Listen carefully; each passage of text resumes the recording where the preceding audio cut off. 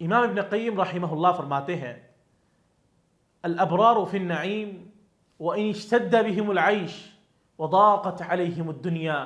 والفجار فی جحیم وان اتسعت علیہم الدنیا۔ نیک لوگ نعمتوں میں ہوتے ہیں چاہے ان پر دنیا تنگ اور زندگی کتنی ہی سخت کیوں نہ ہو جائے، اور فاسق لوگ جہنم میں ہوتے ہیں چاہے دنیا ان پر وسیع ہو جائے۔ اس سے پتہ چلتا ہے کہ دنیاوی نعمتیں اور مشکلات صرف ظاہری اور عارضی ہے۔ ایک نیک انسان کی زندگی چاہے بظاہر دنیاوی نعمتوں اور آسائشوں سے خالی ہو اور تکلیفوں اور آزمائشوں کا سامنا ہو، پھر بھی اس کا دل اطمینان سے بھرا ہوتا ہے،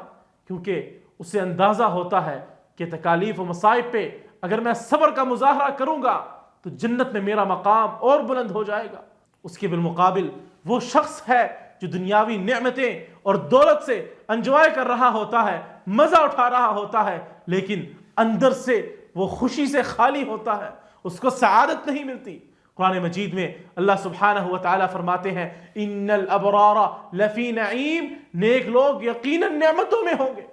جبکہ برے لوگوں کے لیے دنیا کی وسعت اور نعمتیں بھی ان کے لیے اصل کامیابی نہیں ہے، کیونکہ ان کا انجام جہنم ہے۔ رسول اللہ صلی اللہ علیہ وسلم نے فرمایا دنیا مومن کے لیے قید خانہ اور کافر کے لیے جنت ہے، اس لیے دنیا کی سختیاں اور مشکلات نیک لوگوں کے لیے حقیقی نعمت کی نشانی ہے، کیونکہ ان کا انجام ہمیشہ کی جنت ہے، جبکہ دنیا کی عارضی راحتیں فاسقوں کو دنیا میں دل کی تنگی، آخرت میں اصل عذاب سے نہیں بچا سکتی۔